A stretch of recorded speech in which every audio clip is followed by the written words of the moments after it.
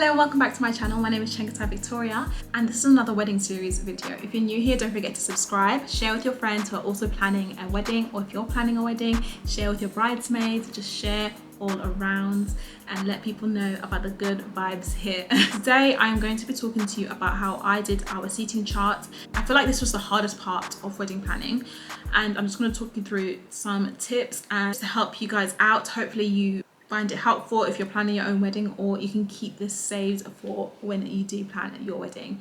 But yeah, let's get straight into it, and please comment and like down below. So to get into it, we had 350 guests. We did a seating chart only for our white wedding. So for those who don't know, we did a 3-day wedding. So we had our traditional wedding rehearsal party, and then our white wedding followed by an all white after party. So on the wedding day, that is the only day we did a seating chart, a seating plan where people had designated seating, and we wanted to do it banquet style. So basically just very long tables where people could interact with everyone around them, and kind of just, I don't know how to describe it. It's just like kind of like very traditional old style long tables, and that's what we got. I'm really happy we did that because that's exactly what we wanted. So what I did to actually do the seating chart is I got 2 A3 papers and I stuck them together because I needed to get all the tables on there, and I drew out the tables, how the tables will look, how I envisioned the tables to look, and how I discussed with our wedding coordinator.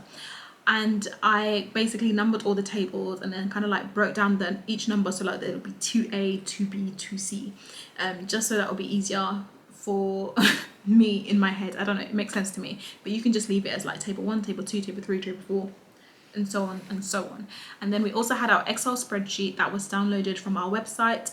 So we used With Joy, and we created our wedding website on there, and people would RSVP on there. So once people had RSVP'd and I knew that they were coming to the wedding, I downloaded that Excel spreadsheet, and I only obviously looked at the people that were actually coming, so I had the exact numbers. And then what I did was I sat down with my mum and my mum-in-law, and we went through all the names and we placed them, gave them a seat to sit down so that they sat near, you know, I guess like husbands would sit next to their husbands, and maybe their children would sit with them, or like older people would all sit together, like that kind of thing. Brothers and sisters would sit together, that kind of thing. It was a very long process because bear in mind we had 350 people to get through.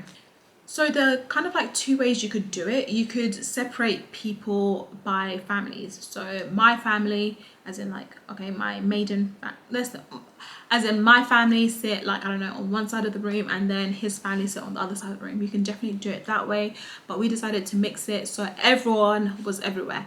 And we kind of tabled people by like ages, and if they were kind of like vibe together, that kind of thing, or like their hierarchy in the family. And when I say hierarchy, I'm sure like that doesn't mean anything to other cultures, but in Zimbabwean cultures, like, you know, you have like your sekurus, and you know, sekuru may not always mean grandfather. Sekuru could be like, you know, someone who is a male figure that is highly respected in your family, that kind of thing. So we made sure that those people were sat with whoever they needed to be sat with, that kind of thing. So that was first thing first. Decide if you want to mix it up or if you want to keep the families separate. I actually feel like had I kept the family separate, it would have been easier. However, I really wanted everyone to mesh together because, you know, we're 2 families coming together. Why would you, well, in my head, why would you not have everyone sit together, get to know one another?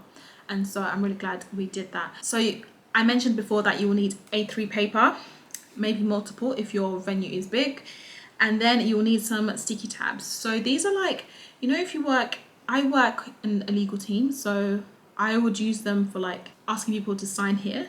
Like they're like little rectangular tabs, they're like very small, and then one end of the tab is sticky. I don't even know what they're called. I will show you if I have any sort of video. You will need those, and a pen. You need to write down, and each tab is a person. And then because it's sticky on one end, you can stick it down on whichever table you want to put them. And if it doesn't work out, you need to move them, you can just remove them and move them somewhere else. That is it. I say that is it as if it didn't take hours and hours and hours. The other option is like, you don't need a seating chart and you can just get people to sit wherever they want to sit.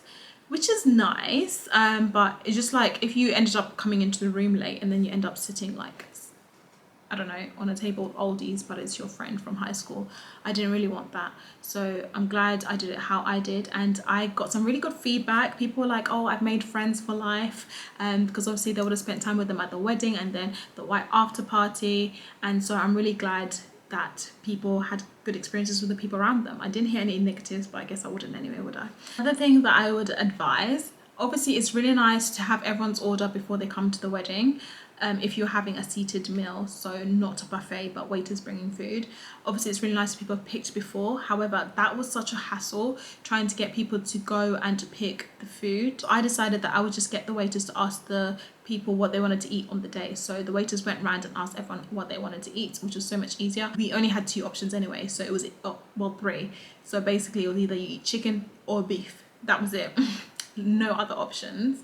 I say that because if you ask people, because otherwise you'll have to share your seating chart with the kitchen so that they know whose food is going where, and I thought that was just going to be too much hassle. So I decided to just let the waiters ask them what they wanted to eat on the day. I put some of my friends from school with some of my friends from uni and with other friends from like Simba side, and that was really good. It meant that people of like the same age were kind of like on the same table, had a good vibe, and they were kind of near the bridesmaid table as well. Another thing that you need to consider is where you will sit. You being the bride, if you are the bride who's watching this, or you being the groom.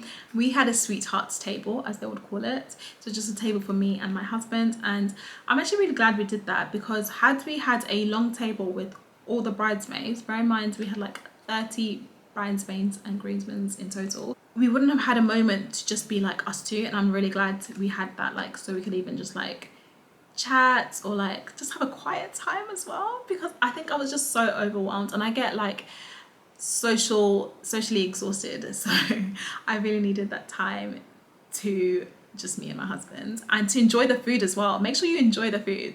So you can have a sweethearts table, or you can opt for having a very long table with all your bridesmaids and groomsmen. Obviously you may only have like 5 bridesmaids, so it makes sense. Or alternatively, you could just have you and your parents, or the other thing that you could have is you and your best man and your maid of honor. That's another option as well. But loads of different options for you to have that table. So as you're doing the seating chart, you want to make sure that you're writing down where that person will sit. So on the Excel spreadsheet, do a column for what seat or what table that person's at, because you'll need a chart that is readable for the person who's going to go and put the place cards down. So I did that and it made it easier.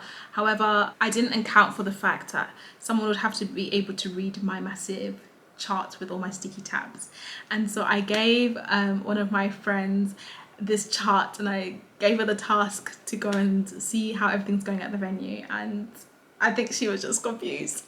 I think that chart was only making sense to me, but it was only because the venue didn't understand, or the decorator didn't understand, that I wanted the tables in a specific way, and so they had not put it as I wanted. But luckily Simba had gone and sorted that out. So yeah, get yourself a groom who will go and do the hard work himself, and I'm really glad he did that, because then I didn't have to sort that out. But yeah, I'm glad that was sorted out, and when we got in there it was all sorted out and it was beautiful, and I was really happy with it. So once you create the column on the Excel spreadsheet with which table that person will be on, it'll be really helpful for when you create your seating chart. That will be placed on the Excel at the venue for people to find it. So you'll need that information, so make sure to create that column. And so when you put Sam Smith, put table 1. That is pretty much all the tips I have for the seating chart. It is a really long task, but hopefully this will be really helpful for you, and you will be able to use this to start off your seating chart planning. But I will say another thing, that doing the seating chart really helps if you want to learn the names of your in-laws, because after we ate, or when we were waiting for our between the break between the starters and the mains, we went round and said hi to people, and I knew everyone's name. And so like they would be like, let's say this is Sam, and because of where they were sat, I would be like, oh, you mean Sam Smith? Now that is a big, like, everyone was like, wow, well done. I'm really impressed. I think that was a really good thing that I did. But after all those hours of like going through that seating chart, how could I not know who everyone was? So I'm really glad that I did that. Anyway, that is all. Hopefully your seating chart planning goes a lot better than mine, and make sure to subscribe and follow for more. Bye.